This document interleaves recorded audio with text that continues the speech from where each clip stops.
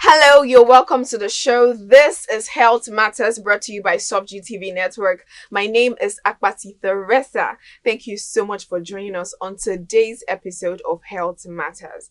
Today, we're going to be talking about food preservatives, and I'm not doing this alone. I have my co-host with me, Victor Agidi. Thank you so much for joining me on You're today's welcome. episode. Today, we're talking about food preservative, the different types of food preservatives. How can one preserve food in a healthy way? And now with food preservatives comes food enhancers and additives. And I would like to just explain that briefly. So food preservative help to make food last longer for a certain period of time, more than the actual amount of days that it's supposed to last. And then additives help to add flavor to the food. Different types of food. Additives just help add flavor, even to drinks. Additives also help to add flavor. And then food enhancers decrease the amount of time a food is supposed to be cooked. And then it also increases the size of the food with a whole lot of other factors. We explain all of that briefly on the show. Let's go for a short break. When we come back, we'll dive deep into what food preservatives are.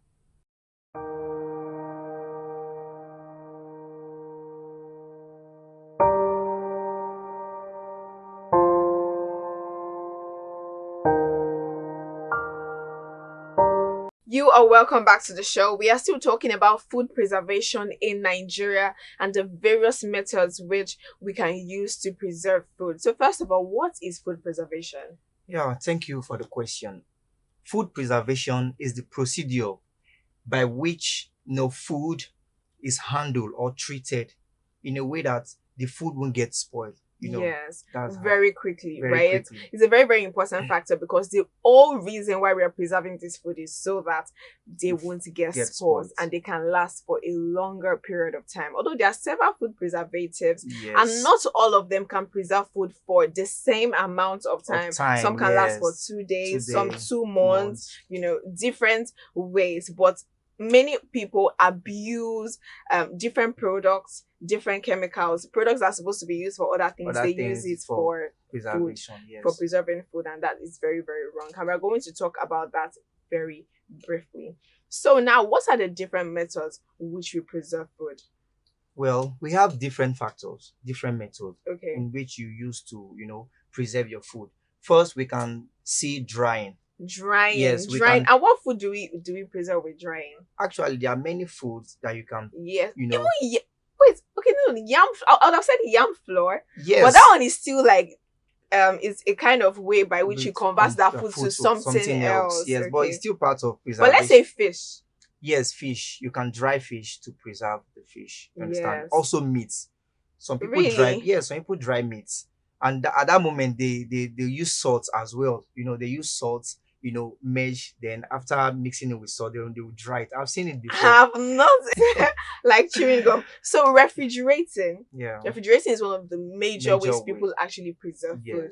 And then freezing also. But freezing lasts longer than just refrigerating. Or can freeze it last for like maybe 1 year? It depends on the food. It depends on the food. Yes, it depends on the food. Okay. Because I can say you can freeze carrots, but I don't think it will last for a very long time. Yeah. So what other ways? Smoking, yes. For fish. For fish. And that smoked fish has a lot of flavor. I love smoked fish. And it's always nice. It smells nice. Yes. And one thing about all this one, things that they are natural way of preventing food. Yes. You understand? And that's very, very good for for our body system. When you do something in a natural way, it's always good than using chemical to preserve food. Because at that moment, when you smoke fish or you salting it or anyhow you do it natural way, you always know that, okay, fine, at this time it's going to spoil, so I'll use it before that time. Yes. But if you're using chemical, you will not know the exact time that it's going to spoil. Exactly. And to me, smoked fish lasts really long. Yes. Really long. And they sell it in the markets. You see so many people selling smoked fish. And even that fish is a round fish like this that is called smoked fish. They call it spala. They call it spala. And there's also this catfish that is also smoked. It has a lot of flavor. The Igbos use it for egusi soup. The flavor is nice. Then there's oporoko. that fish is smoked and it's so nice. There are different types of fish that are smoked and are really, really nice. And they last for a very long period of time. I know my mom buys this fish and she keeps them for a very long time. For some 3 months. 3 months. That fish is still there. But if they stay for too long, you find out that some insects have infested in it and they will stay there. They will really stay there. But by the time you see them, you know that the fish is really bad. You know, even though smoked fish can last really long, they still get spoiled. So let's talk about salting. Yes, salting. My issue with salting is the fact that some people have issues with salt. Yes, with salt. Because there are some people that in their diet, they don't want to add salt in it because of some health factors. But of course, experts have said that salting is a good way to preserve food. So can you explain how we can use salting to preserve food? Okay, good. The only way we can use salt to preserve food is, you soak it first. You soak it with salt.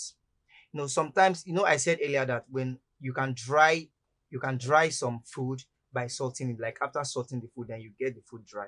So after salting the food, you need to wash the food. Like when you want to use it, you wash it very well. But if you're going to salting it for how long? No, it takes time. I don't really know the exact amount of time. Yes. So, but it only takes time when it comes to something you salt, and since it's something that is dried, it will definitely take time. What makes food spoil is the way the food is wet. Because it's wet, so you have to spoil with some time. And there are ways people actually preserve ugu. They always say that when ugu is wet or too wet, it will get spoiled. Oh yeah, yes, especially if you have finished slicing it. Yes, and you now add water, it gets spoiled. So sometimes it's nice to just leave it in that bunch. Yes, and there are some vegetables you just need to dry them, but not under the sun. Like early in the morning, they need that. How will I say that's early morning sun. That's what they need. They don't need because when you dry it under the sun, the vitamin, everything will burn. They are very, very fragile. You understand? So very, very true. So now the other way we can preserve food, additive, yes. Now I explained additives earlier that they add flavors to food, but they can also serve as preservative. And these additives are cow. Cow is used to cook beans. Yes, it's also a food. I would say it's a food enhancer also. Yes. Because we use it to make the beans cook faster. And make it soft. What about okra? Okra, yes, of course. You make the okra, very soft. That's my favorite food though. You make it, soft and okra draws, yes. Draws, so it will make it more. So when you take it like this, stuff. I get you. And it will be so nice because by the time it will be falling. So yes, so it's good for okra. It's good for okra. Yes, and cow is natural. Yes, and very, it has several minerals, iron, calcium. Cow is very, very natural. And we have two different type of cow. Really? We have white and we have the one of how will I say it? They call it like red cow. But it's not that it will give you red color, but it's kind of yellow, or brown. Let me just say brown. I've only seen that gray one. Yeah, yes, we have the gray one and the brown one. And they use that brown one for medicine sometimes. Really? Yes, they use it for medicine, and it's very, very good. It must be very, very rich in vitamins. Very rich. And they use to cook rice. Of course. Have you heard of wanche? Wanche, like rice. That rice. I've heard of. That's brown rice. No, it's wanche. They call it. Okay. Yes, that's brown rice, and it's beans and rice. They do, they mix them together. So it's very, very good, and it's natural. I like it. Oh, it's very good. Wow, so I'm just hearing that for the very, very first time because I only know they use cow to cook beans. Yes, to cook beans. And then let's talk about other preservatives. No, another additive, garlic. Yes, garlic. Yes, and garlic is really good. It's healthy, actually. I know several people that use garlic to treat sore throat. Different things. People use garlic for different things. Garlic is good. And the taste, trust me, if you use garlic for your spaghetti, you come and thank me. No, it's actually nice. It's really nice. To me, I feel like garlic is the conch onions for me. Yes. It is the conch onions. I love onions, garlic, ginger in my food. It's so, so good. So other preservative, there are several other preservatives that you can use, but I don't want to mention them so that you even start using them. Yes. You get, so all you just do is just go to your nutritionist, ask her if you can, or ask the person, maybe a male, what you can use to preserve the food better in a very, very healthy way. And we also have canning. Canning, yes. The canned food. For fish. For fish, yes. Yes, we Canning have is that. also very, Not very only good. for fish, there's drinks too. Than they do can. Do you know that? Drinks. Yes, yes, we yes. can There are drinks. Many drinks. drinks now. That's why we have canned drinks. So there are certain time that this drink will expire. So that's how they will preserve the drink in that can for a certain time. So that Yes, it won't and be there are certain drinks that by the time you open the drink, especially like this orange juice, yes. by the time you open the drink, it can last for just a few days. Let me Days. say 2 days, and in the Thursday, by the time you taste it, it's really bad. Really bad, yes. Except you just put it in, even if you put it in the refrigerator, as far as it's opened, even peak milk, as far as it is opened, yes, you find out that is already spoiled. So now let's talk about the other aspect of Yes. people preserve foods that is bad and is a terrible way of preserving food. Yes. You know, there are several chemicals that people use, and the first chemical we're going to be talking about today is formalin. Formalin. Now, the thing about formalin is used to preserve crops. I'm a science student. We use formalin to also preserve certain bodies of animals that we take. We use formalin. Okay. We use formalin to preserve several animals, even snakes also. But then they put formalin in it. Yeah. It's to make it last for a long time. Yes. But it's not like the thing will be alive. It's still dead, but it just preserves the body of that organism. But certain people in Nigeria use formalin to preserve food, especially fish. And this is totally wrong. Very, very bad. Because now, experts have said that you can use formalin to preserve fish, but you can't use it to preserve fish that is for consumption. For consumption. Why? Because it is bad. I think bad. It has effects. Yes, like there are different negative health factors that this formalin can cause. So this video is just to urge you that if you are using formalin to preserve food, any type of food, scientists have said that this is wrong. This is wrong. Now let's talk about paracetamol. Paracetamol. I love this paracetamol because it's something I overheard it from several people who spoke to me about people using paracetamol to cook chicken. Yeah. So they mix paracetamol with the chicken, and then this chicken would become fatter. Yes. Over time. And it make it soft. Now, apart from that, that's just one way they use it to it's a food enhancer. Now we're talking about this because some people now they don't want to go through the stress of preserving food, or even buying the preservatives that can be used to preserve the food. So rather the little food that they have, they just try to make it bigger, make it more than the normal quantity than it already is. So by the time they use this, they sell more. People buy the chicken more, especially people who have restaurants. They use all this. I know when the chicken is fat, it's very big. Yes, everybody will rush to it and say, you know what, I really just want to we just like big things in this country, like big things, but we don't really want to know how it's and it's very wrong. Yes, it's very, very wrong. Now let me explain paracetamol. So when people cook this paracetamol, when they get the meat, sometimes they even use meat. They use paracetamol to cook the meat or chicken, but majorly chicken. Yeah. Now they put the paracetamol in the chicken, cook it, and then it softens. Let's say if you're supposed to use 30 minutes to cook that chicken, you use half of that time to cook the chicken because it will cook faster. Yeah. Now what happens when paracetamol is used to cook chicken? I'll explain that. What happens is, in the meat, there's what they call collagen. Collagen are connective tissues in that meat. And collagen is so strong that it takes a lot of time before that chicken will be cooked. So now what this paracetamol does is, the collagen, it will hydrolyze it and break it down to gelatin.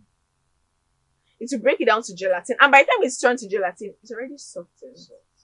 And people can now chew it, you know. When you're supposed to just cook the food naturally. Cook it naturally. If you're using this method, it is wrong. Very bad. What does paracetamol does to the system? High dose of paracetamol causes liver failure.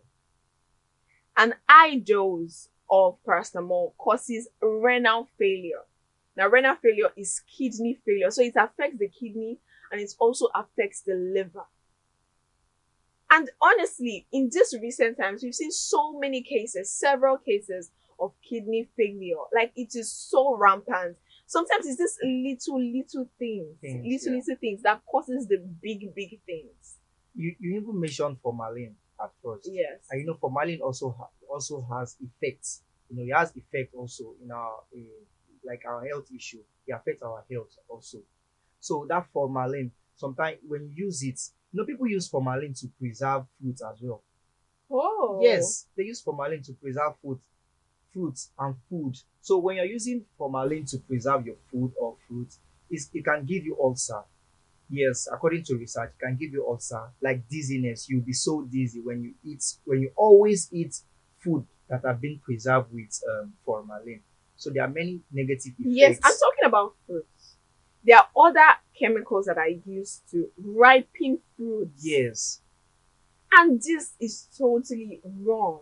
This is totally wrong. The name of the chemical is calcium carbide.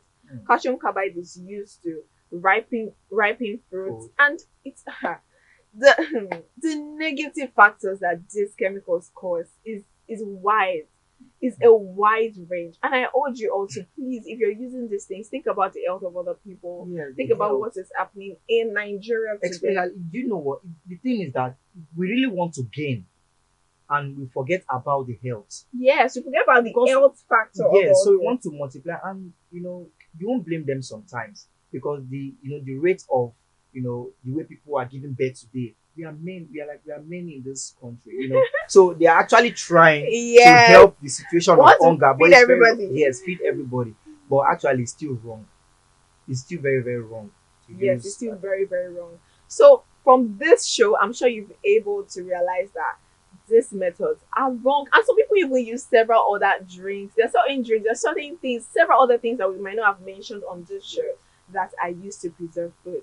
But first of all, do your research. If you're a cook, do your research about the kind of preservatives that you use, and then change it. Use natural preservative. Yes. Like we spoke about salting, we spoke about drying, we spoke about smoking, freezing, refrigerating. These are really good ways of preserving food. Even your pepper. You know how some people take pepper and tomato. You can buy pepper and tomato a week. You know that if you keep pepper and tomato from Monday till Saturday, half of it will be gone. Yes. So all you just do is just blend it and keep it in the freezer. Yes. That's how you preserve it. You preserve that pepper. And then you can even start taking it little by little to cook your stew and other things. So there are several ways. If you just sit down, think about it, and then ask other people how are they preserving their meals, and then use those methods for your own meal. Thank you so much for joining us on the show for today. On our next episode of Health Matters, you're going to hear another beautiful topic. I mean, we're going to enlighten you, because we will be talking about several diseases of different celebrities in the country. I urge you to anticipate and watch out for that particular video. My name is Akwati Teresa. And I'm Victor Agidi. Thank you so much for joining us. Until next time, we will see you. Bye for now.